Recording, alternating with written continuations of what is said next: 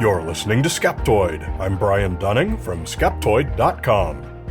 Can you tell if I'm lying? Maybe you're at the poker table looking to see if your opponent is bluffing, a scrap of insight that could be worth thousands of dollars. Maybe you're a cop in the interview room watching the suspect for cues that will betray his guilt. Maybe you're a TSA agent in the airport watching people go by, looking for the specific little behaviors that reveal this person is up to something deceptive. Whichever it is, they're all part of the same craft, the observation of body language that will give away deceptive behavior. It's used in law, it's used in security, it's even used in sales, it's taught in trade schools, and it's sold as learning products. So maybe it's time that we had a quick look to see if the science behind it is valid. In controlled testing, are these marvelous techniques any better than random chance at telling whether someone is lying? A lot of people think so, and they've invested considerable money based on this notion. One of these is the United States TSA, the Transportation Security Administration. In 2007, the TSA deployed a program called SPOT, which stands for Screening of Passengers by Observation Techniques. It has since been renamed BDA for Behavior Detection and Analysis. TSA has trained thousands of behavior detection officers at a cost of some $900 million as of 2015. The system involves a 92-point checklist, largely based on behaviors that are stereotypically associated with lying and deception: avoiding eye contact, fidgeting, touching their face, faster breathing, increased rate of blinking, etc. Basically everything you've ever heard of as being a trait of liars. SPOT's record has been abysmal. TSA does publish their statistics, and over one 3-year period, their behavior detection pulled some 250,000 people for secondary screening. Almost all were found to be not up to anything. Only about 0.75% were arrested, nearly all for completely unrelated charges like outstanding warrants, about the same rate you'd get from the general public. Not one has ever been linked to terrorism. So in 2010, the Government Accountability Office determined that TSA had deployed SPOT without first validating its scientific basis. They spent the next 2 years analyzing the data from SPOT, and then in 2013 presented their report, titled TSA Should Limit Future Funding for Behavior Detection Activities. The Department of Homeland Security, TSA's parent agency, did not concur with the report, claiming that the GAO had not considered all the available research, and that the research it had considered lacked validity. It was a classic back-and-forth case of my peer-reviewed journal article is better than yours. And so, nothing happened, and the program continues today under its current name, BDA. So whose peer-reviewed journal articles were better? To answer this, we can open up the topic to the broader picture. At the time the GAO made its determination, there was already a robust body of work on this topic. 2 of the most often cited publications included the academic psychology textbook Detecting Lies and Deceit, Psychology of Lying and the Implication for Professional Practice, by Alder Vré, which cited more than 1,000 pieces of research. Vré found that there is not a single reliable nonverbal cue to lies or deceit. The other was an important meta-analysis in the journal Personality and Social Psychology Review, titled Accuracy of Deception Judgments, by Charles Bond and Bella DiPaolo. They looked at the results of 206 studies involving over 24,000 people and found that, with no special training, we can't tell lying, deceptive people from honest, non-deceptive people any better than random chance. Overall, people correctly identified lies only 47% of the time, and correctly identified the truth 61% of the time. Moreover, the data showed that supposedly trained professionals, like police investigators, psychiatrists, job recruiters, and presumably TSA behavior detection officers, score no better than untrained laypeople. One of these authors, Bond, also founded the Global Deception Research Team, consisting of 91 academic psychologists located in 58 different countries. Each of them then performed a survey of an equal number of male and female subjects, asking them all, in the native language, what are the cues that let you know someone is lying? 2,320 respondents gave 11,157 responses, which coders then boiled down to 103 distinct beliefs. The leading answer, by far common to two-thirds of respondents, was averting one's gaze. All other answers were less than half as common, but in order they were nervousness, incoherence, body movements, facial expression, inconsistencies, facial color, pauses, arm, hand, and finger movements, changes in speech rate, noises like sighs. It's necessary to know the person to tell if they're lying. Tone of voice, eye movements, sweating, fidgeting with hair, clothes, or objects, unspecified changes in behavior, weak arguments and logic. So it can be fairly argued that these are the most commonly believed tells, or cues, that someone is lying or being deceptive. Most appear on the TSA SPOT checklist.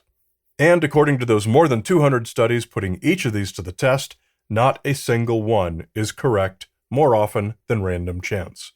You would literally fare just as well flipping a coin to tell whether a person is a terrorist in an airport or a lying suspect in the interrogation room. But if you watch old TV shows, you might have a different idea. There was a TV show from 2009 to 2011 called Lie to Me, about an expert played by Tim Roth, who would go around solving mysteries for law enforcement and other clients, all by reading body language and subtle split-second facial expressions called micro-expressions. It was based on the work of controversial psychology researcher Paul Ekman, who, in the 1970s, co-created a system he called the Facial Action Coding System, which considered micro-expressions as indicators of deceit, among other things. Ekman's work was also a major underpinning for TSA's SPOT program, and accordingly has faced much of the same criticism, a lack of experimental replication. In the face of all the rejection from his peers in psychology, Ekman stopped submitting his work for publication in academic journals years ago, bizarrely claiming national security concerns. Remember those stats from the SPOT program? 250,000 detained, less than 1% arrested, and all for unrelated stuff and none for terrorism? Here's how Ekman himself framed that in an article for the Washington Post. Preliminary findings show that the overwhelming number of those who were taken out of line and detained for further investigation were intending to commit or had committed some kind of wrongdoing. They were wanted criminals, drug smugglers, money smugglers, illegal immigrants, and yes, a few were suspected terrorists. Unsurprisingly, Ekman's website, the Paul Ekman Group, sells all kinds of training programs and courses. There's even a big 15% coupon at the top of the page. Now, Ekman has done a lot of good and important work in the field of psychology, but it's his vast body of work in detecting deception that has made him stand out. For as much academic criticism as it's received, it's been warmly embraced by pop culture. The TV series Lie to Me and TSA's SPOT were hardly the only programs. The animation studio Pixar engaged him as a consultant on the movie Inside Out. The BBC made a series hosted by John Cleese called The Human Face, which promoted his claims. And he has written some 15 mass-market books with major publishers, guaranteeing that his fringe perspective on microexpressions as indicators of deception will continue to be the dominant one for decades to come. Ekman and other supporters of behavior-based lie detection have raised some interesting defenses. One thing they point out is that nearly all of this research, which is conducted mostly at universities, relies on undergraduate students as the test subjects. Trained professionals, like police detectives, on the other hand, are far more experienced at spotting detection. They also contend that in such experiments, students are told to lie about something dumb, like what color eyes they have, things that are unimportant, while in the real world, liars might be concealing a murder or some other crime for which there could be grave consequences, and so they react with more obvious cues. However, these defenses are really only persuasive to lay people and to the mass media. Psychology researchers have always been well aware of issues such as these and have controlled for them. For example, one 2019 study published in the Journal of Investigative Psychology and Offender Profiling trained people using Ekman's own METT, Microexpressions Training Tool, which is, yes, for sale on his website. They watched videos of people either lying or telling the truth, in both real high-stakes and low-stakes environments. All groups performed slightly worse than random chance, both before and after the training with METT. In contrast with the claims made on Ekman's website, the authors concluded, "Our findings do not support the use of METT as a lie detection tool. The METT did not improve accuracy any more than a bogus training protocol or even no training at all. The METT also did not improve accuracy beyond the level associated with guessing." In 2020, an opinion article was published in Frontiers in Psychology by a pair of psychology researchers who had been swimming in these waters for years and were just about fed up with how thoroughly the idea of tells had been debunked in recent decades, and yet it's still used and believed in worldwide. They noted that in 2016 alone, at least 206 scientific papers were published making the same old finding. They concluded, "Is the rational course simply to drop this line of research?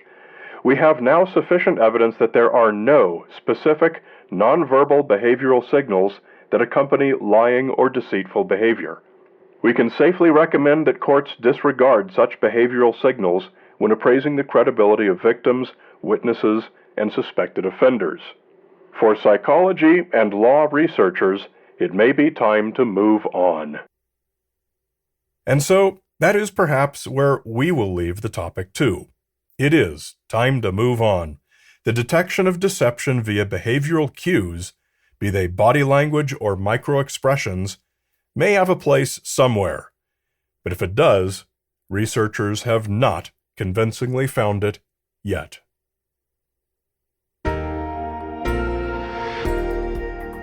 A great big Skeptoid shout-out to premium members Max Miller, Buggy, Tom Vandermolen, and Allie Middleton. Watch our feature documentary film, Science Friction, a shocking look at how TV networks will edit scientists out of context and misrepresent them. Science Friction, available on streaming services. Sustainability is a popular theme in science, and the support from these premium members is what pays the bills of our nonprofit and makes Skeptoid sustainable. Please join them by becoming a member for just $5 a month at Skeptoid.com and click Go Premium. You're listening to Skeptoid, a listener-supported program. I'm Brian Dunning from Skeptoid.com.